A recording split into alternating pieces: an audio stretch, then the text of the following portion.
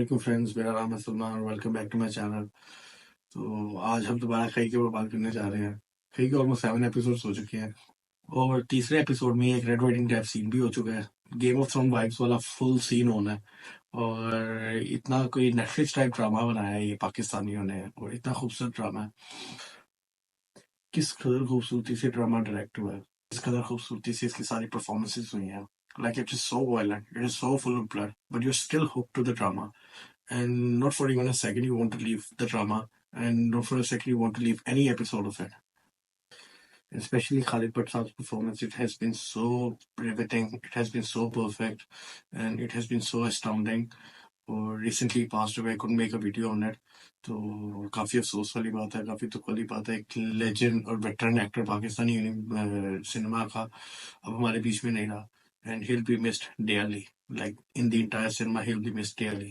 And even in this K drama, he has given an astounding and riveting performance throughout.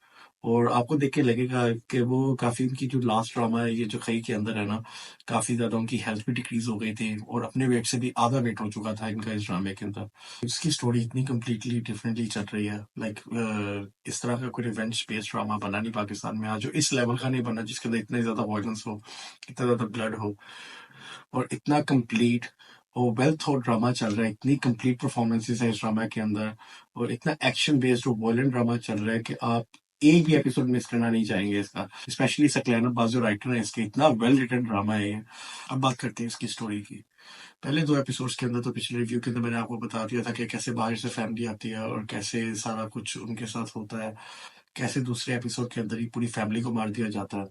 और इस तरह का drama है कि दुर्रे फिशा को उठा के फैसल कुरैशी अपने घर ले जाता है, उसका निकाह करता है और फिर दुर्रे फिशा की इतनी कंप्लीट परफॉर्मेंस है कि वो बदला लेने जाती है अभी फैसल कुरैशी के पूरे घर से।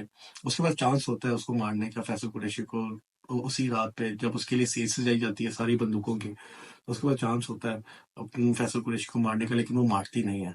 शायद इसलिए भी नहीं मारती कि वो उसके पूरे घर को खत्म करना चाहती है, या फिर एक लड़की बाहर से आई है जिसको कोई एक्सपीरियंस नहीं है बंदूक चलाने का। इतना ज्यादा उसके अंदर रिवेंज है कि वो पूरी फैमिली को खत्म करना चाहती है और इसके लिए वो प्लान्स करती है।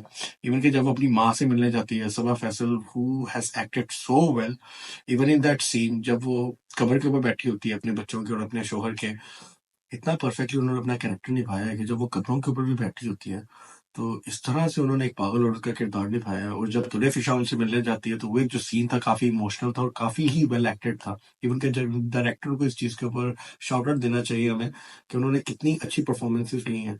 दुले फिशा को हमेशा से कहा जाता था कि शायद एक सिर्फ खूबसूरत चेहरा है और इतनी अच्छी एक्टिंग नहीं है, लेकिन इस ड्रामा के अंदर खई के अंदर उन्होंने जो एक्टिंग की है और जिस तरह की परफॉर्मेंसेस दी हैं in this drama, she has given her best performance और she has really acted well.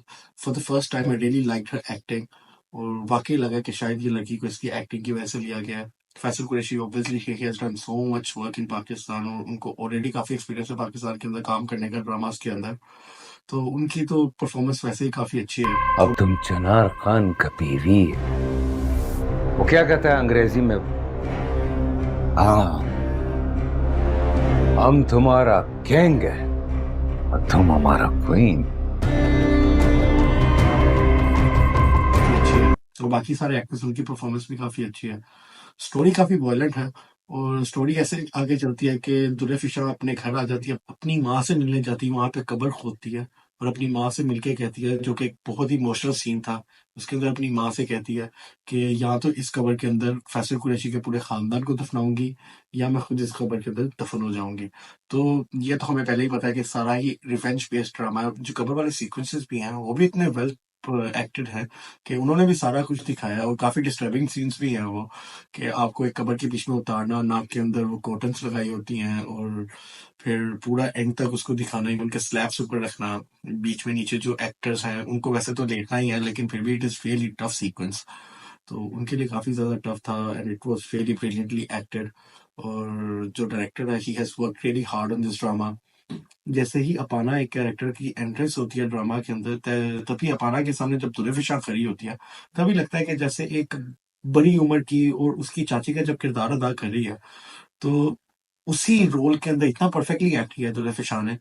और वाकई लग रहा था कि शायद उसकी चाची करी है। और जब ड्रामा स्टार्ट होता है तब जुल्फ़े शान की अपनी शादी हो रही होती है, तो तब वो वाकई लग रहा होता है कि शायद वो एक रियली यंग वुमन है। तो इतनी अच्छी तरह से परफॉर्मेंस दी है उसने जुल्फ़े शान ने।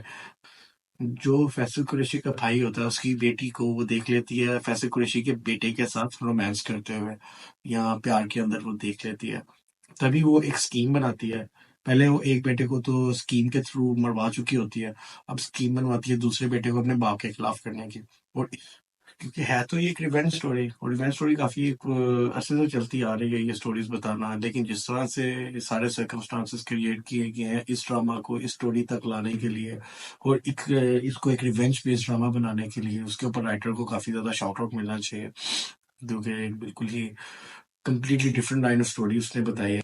स्टोरी मैंने जितनी आपको बतानी थी मैंने बता दी है स्पॉयलर्स के बगैर, ताकि आपका जो ड्रामा है वो खराब नहीं हो।